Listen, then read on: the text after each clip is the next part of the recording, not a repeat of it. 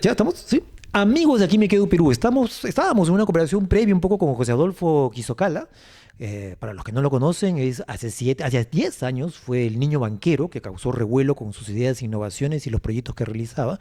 Ahora, con sus 17 años, nos llama la atención también entrevistarlo por esto que la cultura económica, esto que de alguna manera tiene que ver con cómo nos desarrollamos como seres humanos, no solamente a nivel artístico, cultural, literario, sino cómo la economía y la cultura están enlazadas, ¿no? Entonces, José Adolfo es un caso sui generis, porque no solamente por su trayectoria, sino por cómo ha conseguido las cosas y por toda la información que podría darnos en ese sentido. José Adolfo, ¿qué tal? ¿Cómo estás? ¿Cómo has estado en estos últimos 10 años de movimiento financiero en tus proyectos? Muy cansado, muy agotado, la verdad, porque 10 años. De hecho, algo como que un chiste que tengo con mis amigos y mi familia es que me quiero jubilar. Y todos se ríen porque me miran y dicen, tienes 17 años. Tengo un amigo que tiene como creo que 45 años. Claro. Y me dice, ¿te quieres jubilar? Y yo, me falta años para jubilarme y no quiero jubilarme y tú recién estás iniciando. Y es que tú empezaste pues muy tempranamente. Y acá viene la primera pregunta de cajón. Generalmente los seres humanos tienen sus constructos mentales y de ahí surgen las ideas artísticas, culturales, financieras, de todo tipo. En este caso tú tuviste esta idea financiera. ¿Cómo así surge? ¿De dónde sale? ¿Fue una revista que leíste? ¿Algo en la noticia? ¿Cosas que comentaban así como jugando con los amiguitos? ¿O un adulto que te mencionó algo que te prendió el foquito? ¿Dónde crees tú que estuvo la espoleta que te hizo ¡pam! Sacarte esa idea? Bueno, yo creo que esto inicia realmente con el espíritu, con el ser un niño. Ajá. Yo soy muy curioso y creo que la mayoría de niños cuando somos pequeños somos curiosos. Y lo que pasa es que normalmente a los niños cuando somos curiosos como que no nos ayudan a incentivar esa curiosidad. ¿Y qué es lo que deberíamos hacer? En mi caso, yo era muy curioso y siempre les preguntaba a todos los que estaban a mi alrededor, sobre todo mi papá y mi mamá, ¿por qué? ¿Pero por qué? ¿Y por qué? ¿Y por qué?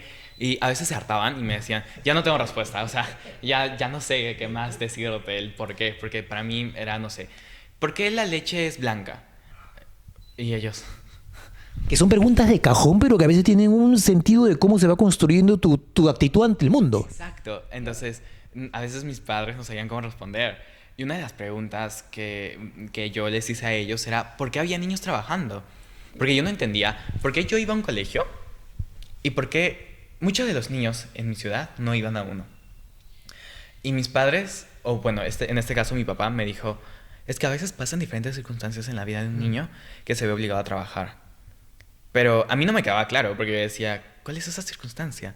Así que un día yo decidí no quedarme con la curiosidad y un día que estaba caminando por la calle Mercaderes con mi papá, yo decido hablar con un niño que trabajaba en la calle. La calle Mercaderos es La calle Mercaderes. Es como la calle, es la calle más transcurrida de Arequipa. Aquí en Lima es la calle... Girón de la Unión, una cosa así. Sí, algo así.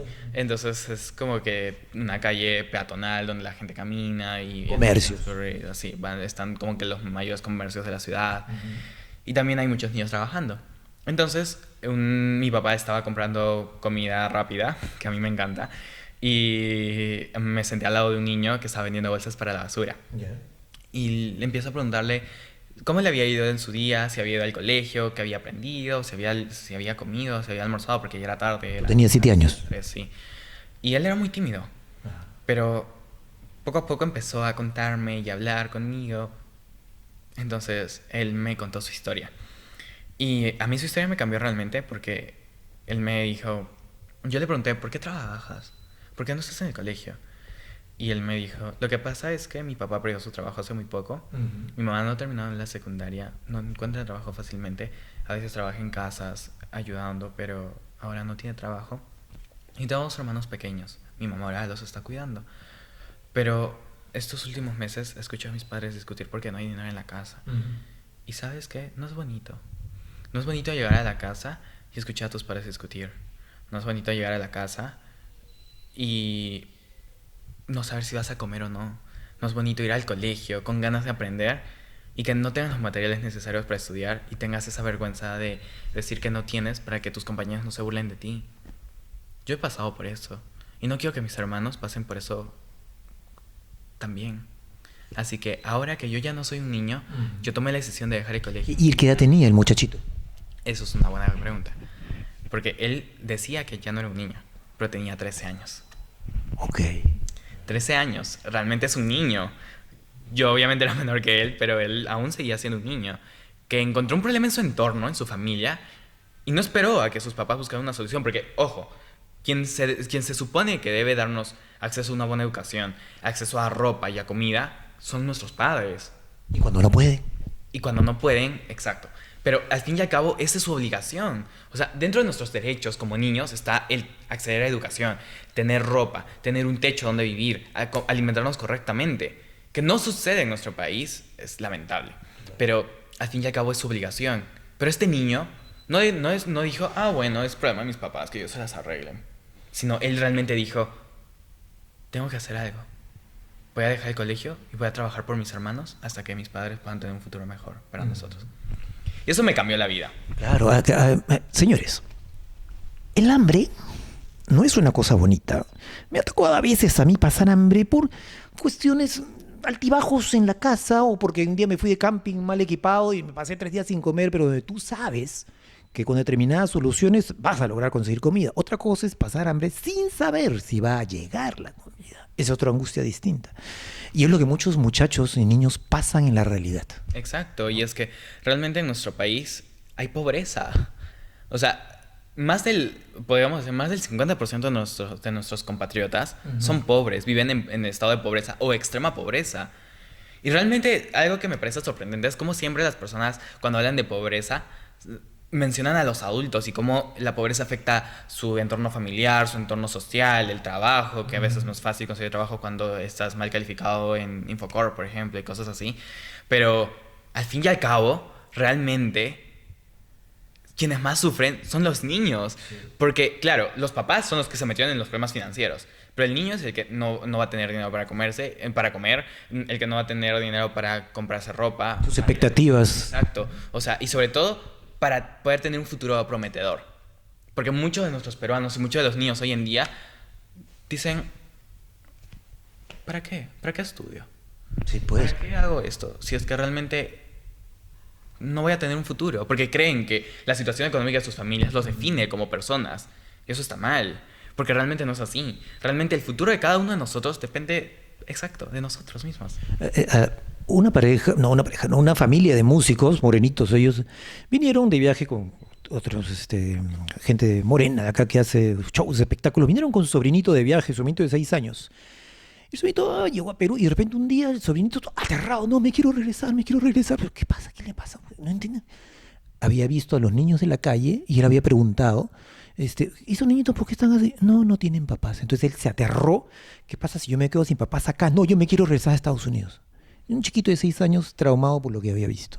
Exacto, wow. Es que realmente nuestra diferencia y para un niño esa vivencia es tremenda. Exacto, o sea, imagínate si él dice, quiero regresar a Estados Unidos porque sé que ya estoy más seguro, por lo menos voy a tener un futuro, tengo paz.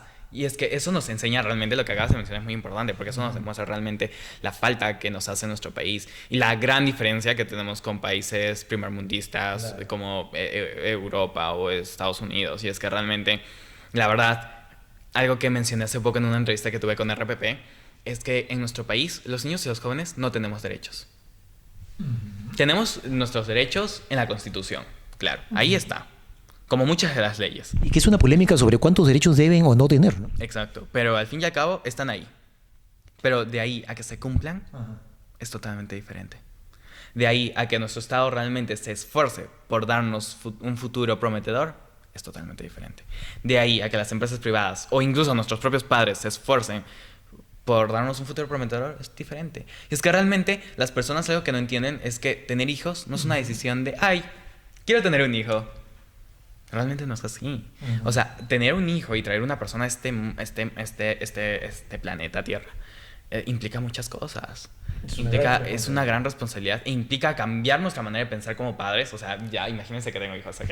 Implica cambiar nuestra manera de ser como padres, porque al fin y al cabo somos los modelos a seguir de nuestros hijos. Entonces, realmente el ser padre es muy complicado.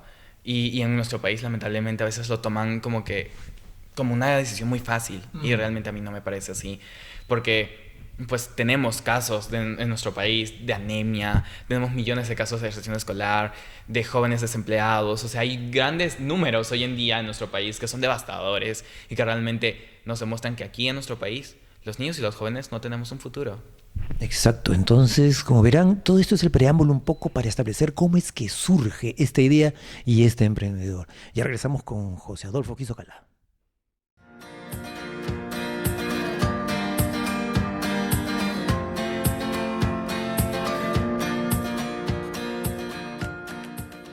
Amigo de Químico de Perú, estamos regresando aquí con José Adolfo Quisocala. Entonces, continuando un poco con este surgir, cómo nace tu proyecto, nos dijiste de que estabas conversando con este muchacho de 13 años que vendía en la calle y que de ahí te surgieron las primeras ideas, la primera iniciativa de cómo ayudo en esta situación. Exacto. Entonces, yo hablé con este niño y fue para mí como si me hubieran quitado la venda de los ojos, algo así. Como si toda mi Para eso, vida- ¿tú dónde vivías? ¿Cuál era tu zona? ¿Cómo? Yo vivía en ese momento en el centro de la ciudad, de Arequipa, y mi colegio, yo estudiaba en un colegio público, ¿ok? Entonces mi colegio era súper cerca y yo me iba caminando de mi colegio a mi casa, pero la zona donde yo vivía, que es el barrio del Salar, es una zona súper tranquila, muy turística, de hecho, porque está hecho así, de sillar y todo. Entonces yo vivía con toda mi familia, o sea, en el primer piso vivía yo y otros tíos, o sea, es como cada uno tenía su departamento y en el último piso mis abuelos. Entonces era como que muy familiar mi vida. Y funcional, una familia funcional. Well, Dentro de todo, dentro de lo general. entonces, nada, la cosa es que yo en ese momento cuando hablé con este niño fue como si hubiera despertado de mi burbuja o como si me hubiera dado cuenta de otra realidad. Y es que realmente yo no puedo demostrarles cómo él me contó su historia y lo mucho que a mí me afectó. Lo primero que le pude decir es si algún adulto alguna vez le había ayudado y me dijo que no.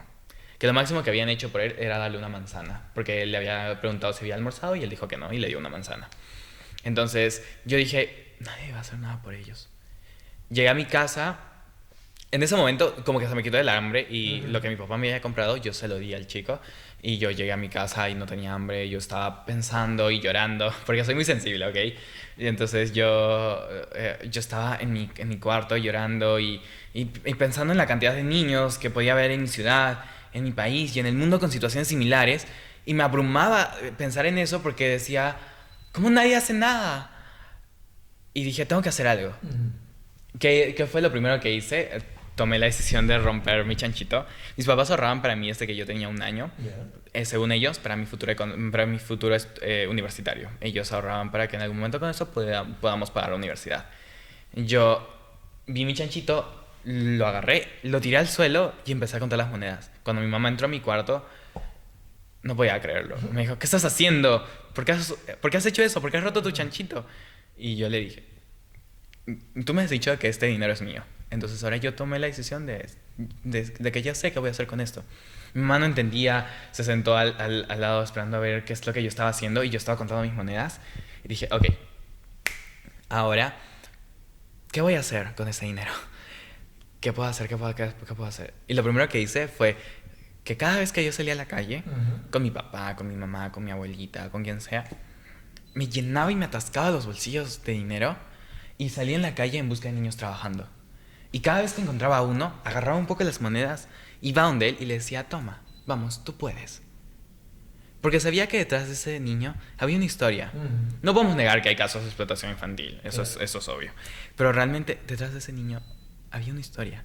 Y yo quería que él supiera que para mí era importante, que a mí sí me interesaba y sí me importaba y quería que por lo menos tengan esa esperanza de que alguien iba a hacer algo por ellos. Un gesto. Un gesto. Y en ese momento yo creo que esa era mi manera de ver y de querer cambiar el mundo. Con el tiempo me di cuenta que no iba a durar mucho porque claro, yo me estaba ya quedando en ese momento sin mis ahorros. ¿Y qué les iba a dar a los niños? No le podía pedirle a mis papás dinero como para darles a los chicos. Claro. Era mi solución, era mi idea, entonces yo tenía que buscarme mi solución. Y en eso, pensando y pensando y pensando, me acuerdo que mi papá cuando no tenía dinero iba al banco y retiraba dinero del cajero automático. Y si no tenía dinero, pedía un crédito.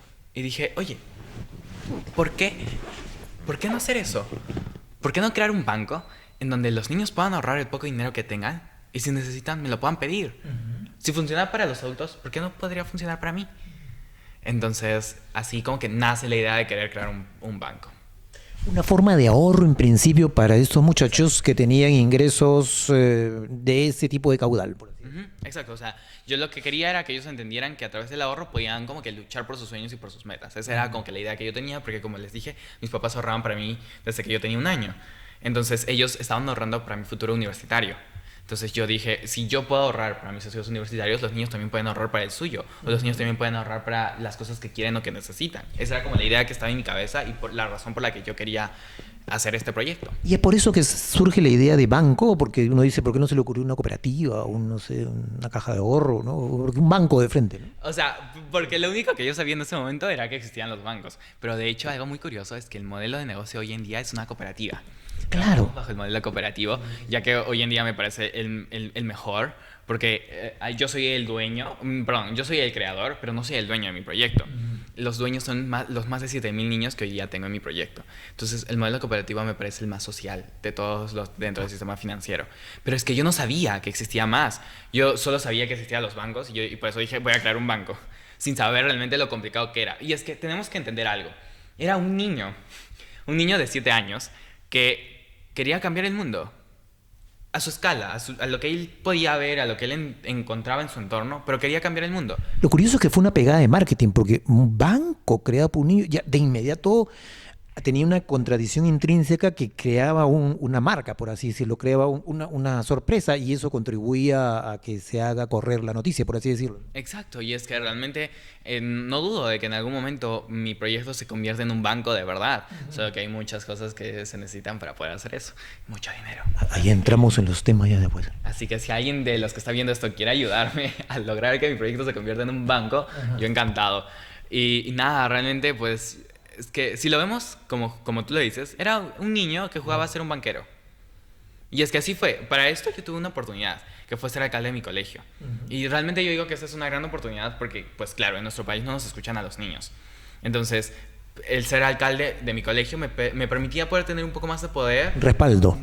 Frente a muchos de mis compañeros o los niños de mi país. Claro. Entonces, en mi colegio, por lo menos, el director me apoyó. Mis compañeros se reían cuando escuchaban que quería crear un banco. Mis profesores también. Entonces, de alguna manera los entiendo, porque claro, ¿cómo un niño va a crear un banco? Y es que normalmente uno cuando piensa en un banquero, ¿qué es lo primero que se te viene a la mente cuando piensas en un banquero?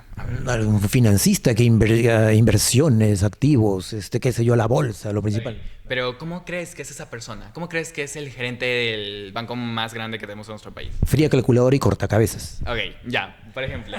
Entonces, y es que realmente quienes creemos que son los banqueros son personas que tienen más de 40 años o 50, que han estudiado una carrera en una de las mejores universidades del país o del mundo, con maestrías, doctorados, con full diplomas dentro de su oficina, y como tú lo has dicho, súper fríos, súper serios, súper formales, bien alterno.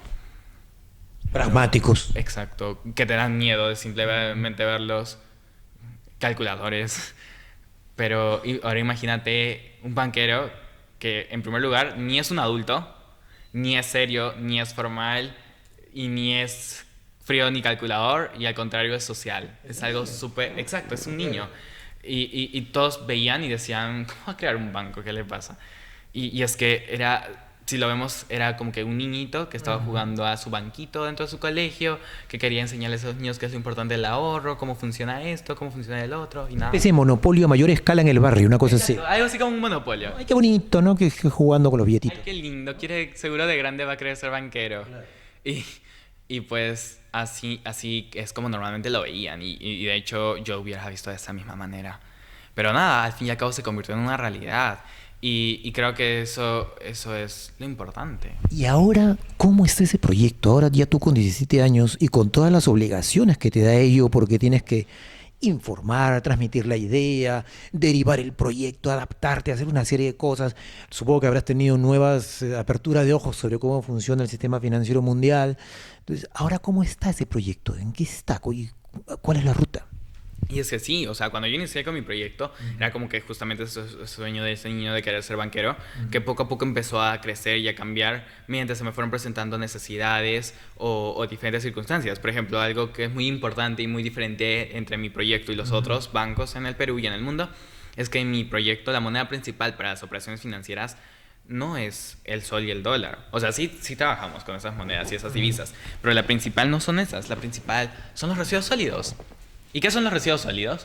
Son los papeles, las botellas, el cartón, todo lo que normalmente nosotros consideramos basura y botamos. Y que es un capital para otros. Y es que realmente es dinero. Y en la basura se puede encontrar oro. Y esa es la visión que tenemos dentro del Banco del Estudiante. Nosotros la consideramos una divisa, la llamamos la ecomoneda. Entonces, los niños nos traen esos residuos sólidos, lo pesamos, lo valorizamos y este dinero se deposita a la cuenta que ellos tienen con nosotros. Claro. Hoy en día, después de tanto tiempo y después de haber aprendido tanto y haber crecido con mi proyecto, ya pues 10 años, hoy en día puedo decir que somos una entidad financiera realmente. Trabajamos, de momento tenemos modalidades de ahorro. Es el único producto financiero que tenemos, el ahorro. Tenemos el ahorro a plazo fijo, que nosotros lo llamamos plan de ahorro. ¿Por qué? Porque lo que buscamos es que los niños aprendan a ahorrar por sueños y por metas. Entonces los niños se ponen el sueño de comprarse una bicicleta, comprarse un celular, una computadora, y no pueden retirar el dinero hasta que lleguen a su meta. Tenemos como que asesores financieros que les ayuda a ver en cuánto tiempo vayan a llegar a su meta según lo que están ahorrando. Y si quieren llegar antes, qué residuos sólidos tienen que traer y en qué fechas para que puedan llegar en un menor tiempo. Una disciplina de movimientos financieros. Así ellos aprenden que el ahorro funciona. Y una vez que llegan a su meta, pueden retirar el dinero. La ecodivisa. Y tenemos otras modalidades de ahorro, como el ahorro móvil, que es el dinero que está disponible en su tarjeta. Que de hecho es lo que estoy buscando ahorita. No lo encuentro en un segundo. Simplemente, ya regresamos entonces con José Adolfo Guizocala. Ahorita venimos.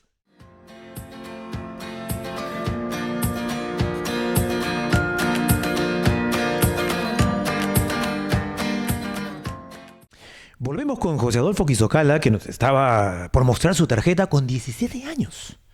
Pero uno dice, caramba, ¿cómo es eso? ¿Cómo se hace? ¿No? Es una tarjeta que tienes ya de un banco. No, y que, entonces, tengo de mi propio banco. Hoy en día trabajo con Visa y podemos emitir esta tarjeta. ¿De tu propio banco? Mírala, te la presto. Banco del Estudiante Barcelana. ¿Barcelana qué es? Las iniciales de los primeros niños que creyeron en mi proyecto. La mía es la última A de Adolfo. Mi nombre es José Adolfo y Adolfo es la mía, la última. La B es de Brian y cada una de las letras es el nombre de uno de los niños. Y esta Visa, es decir, déjame entender, ¿ya tiene entonces una autorización con respecto a entidades financieras? ¿Cómo trabaja? Obvio, o sea, esta tarjeta los niños ya la pueden utilizar. Puedo pagar en diferentes establecimientos comerciales, puedo usar cajeros automáticos, puedo hacer todo lo que ustedes como adultos hacen con su tarjeta de cualquier otra entidad financiera. ¿Cuántas tarjetas de esas hay emitidas? De momento, debe haber en el mercado unas 5.000, 6.000 tarjetas. Significa que el Banco de la Ecodivisa ya tiene 5.000 a más afiliados. Afiliados, socios hoy en día. Y emitidas tarjetas como unas 5.000. Y es una tarjeta que funciona como lo de los bancos. Y de hecho, dentro de la tarjeta hay como que secretitos. Porque o sea, esa historia, esta tarjeta tiene una historia. Ya que cuando yo inicié con mi proyecto, los niños escuchaban banco y decían, cuando ya tenían un poquito más de confianza en lo que yo estaba haciendo, venían a mí y me decían, esto es un banco, ¿verdad? Entonces, ¿cuándo me entregas mi tarjeta? Yo quiero, como mi papá, ir a Plaza Vea, ir a Saga y pagar con mi tarjeta. ¿A qué hora me entregas mi tarjeta? Lo que tú dijiste, tenían ganas de jugar como adultos. Exacto, porque básicamente muchos de los niños hoy en día quieren ya ser adultos. Entonces, el tener una tarjeta, ellos como que ya los veía, ya se creían adultos. Entonces yo dije, es cierto, soy un banco. ¿Cómo hago esto? ¿Qué hice? Entrar y buscar en internet. Ya que realmente mi mayor aliado estratégico fue el internet. Mi mayor aliado estratégico y el ente supremo que a mí me ayudó fue el internet. En internet no sabía qué era el ahorro, internet. No sabía cómo funcionan los bancos, internet. No sabía cómo tener una tarjeta, internet. Y ahí aprendí que existe Visa y Mastercard, las empresas emisoras que emiten las tarjetas. Entonces, algo que hice fue entrar a su página web y siempre todas las páginas web de empresas, al final hay un área que dice contáctanos. Tal vez a muchos de ustedes les pueda servir. Yo, ¿qué hice? Escribí en esa parte todo mi proyecto y todo lo que yo quería hacer, el por qué lo estaba haciendo, todo, esperando a que ellos me respondieran. Yo me despertaba ese año todos los días de mi vida y lo primero que hacía era entrar al correo electrónico a ver si ya había respuesta por parte de ellos. Y nunca la hubo. Nunca me respondieron y yo decidí dejar de lado ese sueño de querer tener una tarjeta para mis niños. Yo dejé de lado ese sueño de realmente realmente yo quería una tarjeta, o sea, yo también quería una tarjeta para mí y para mis chicos, o sea, es que era realmente como que el mayor paso para poder realmente considerarme una entidad financiera. Y bueno, después de mucho tiempo y de muchos años, yo gané un premio que es a los 25 banqueros más innovadores de las Américas y el Caribe. Para que se den una idea del Perú, solo fue el BCP y mi proyecto. Y a nivel internacional fueron bancos como el BBVA, el Santander y otros bancos grandes. Y dentro de ellos estaba yo, un niño. Entonces en esa premiación conocí a muchas personas y estaban representantes de estas empresas y uno de ellos era de Visa. Entonces como yo estaba en Miami en ese momento, empezamos a hablar y decidieron trabajar conmigo. Y hoy día tenemos esta tarjeta, de la cual yo fui parte del diseño. Y aquí, si te das cuenta, están las ruedas de una bicicleta. Y aquí hay una zapatilla. Que fueron los primeros productos que lograste que tus clientes compraran, según entiendo. Exacto, son los primeros dos productos que mis chicos compraron. Uno que quería una bicicleta, porque siempre había querido una, y las zapatillas porque uno de esos niños quería ser futbolista. Su sueño era, él vivía y moría por el fútbol, pero sus papás querían que él fuera contador, pero él no quería parar hasta ser un futbolista por sus propios medios. Entonces están dentro de mi tarjeta. Ahora, entrando, entendiendo ya un poco cómo está funcionando desde el punto de vista financiero tu empresa, tu emprendimiento, tu banco, y entrando ya al ámbito también mundial financiero, en donde voy a poner un ejemplo, o sea, ahorita en Ucrania la divisa de cambio son las balas. O sea, si tú quieres conseguir comida, algún objeto, tienes tantas balas tal cosa, tantas balas tal pollo, tantas balas tal eso, porque la divisa de cambio que se da en ese momento, en ese instante. Y yo supongo que en algún futuro, si la cosa se pone más complicada, las divisas van a ser pues latas de atún, fósforos y balas también, ¿no? Por ser así catastrófico. Entonces, en tu caso, al tú proponer una ecodivisa, ¿qué tantas dificultades estás enfrentando con el sistema financiero mundial o nacional, por último? Bueno, realmente en mi caso yo lo veo más como una solución, más que como un problema. Ya que sí, realmente la situación por la que estamos atravesando hoy en día en nuestro país y en general en el mundo es realmente complicada. Y es que realmente estamos viviendo crisis, una crisis social, una crisis política en nuestro país. Y no son las únicas que estamos viviendo, también existe la crisis ambiental, la cual de hecho en unos años, o sea, yo creo que las personas hoy en día no se dan cuenta realmente de el momento en el que estamos viviendo y que realmente lo que está pasando hoy en día en nuestra sociedad es nada comparado a lo que se viene en un futuro. Así se dice, así se dice. Y es que realmente es cierto. O sea, vamos a tener la crisis del agua, la crisis de la electricidad. Crisis de sistemas en general. Exacto, o sea, va a haber tantas cosas, tantos problemas sociales, tantas cosas de las cuales creo que las personas no son conscientes. Y es que realmente no muchos hablan de este tema. Y pues realmente volvemos a la misma pregunta del inicio. ¿Quién piensa en los niños? ¿Quién piensa en cómo esto realmente va a afectar a los niños? O sea, con la pandemia muchos chicos se vieron afectados, por lo menos en el sentido psicológico, anímicamente. Muchos chicos hoy en día tienen ansiedad, tienen depresión y realmente es que la sociedad hoy en día está cambiando tanto y tanto y tanto que genera muchos más problemas en nuestra sociedad. Claro. Entonces, Sí. ahora respondiendo a tu pregunta de cómo esto va con lo de mi proyecto.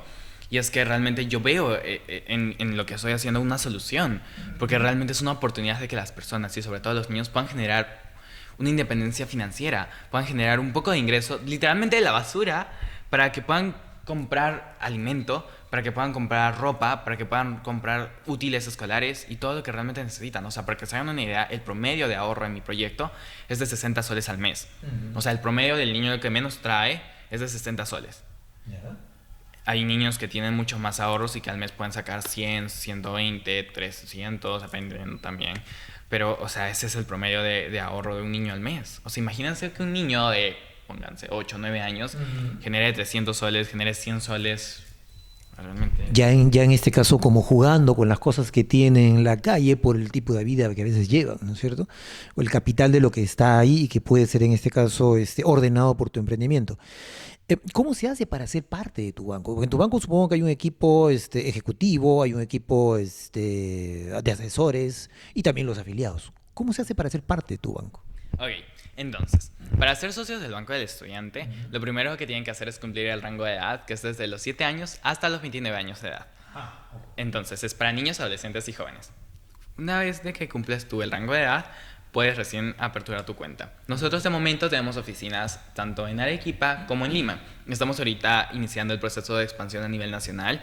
De hecho, la razón por la que ahorita estoy en Lima es porque ya hemos abierto oficinas de mi proyecto en Totus. Estamos ahorita en Totus Los Olivos y próximamente en otros puntos dentro de la ciudad también en estos centros de Totus.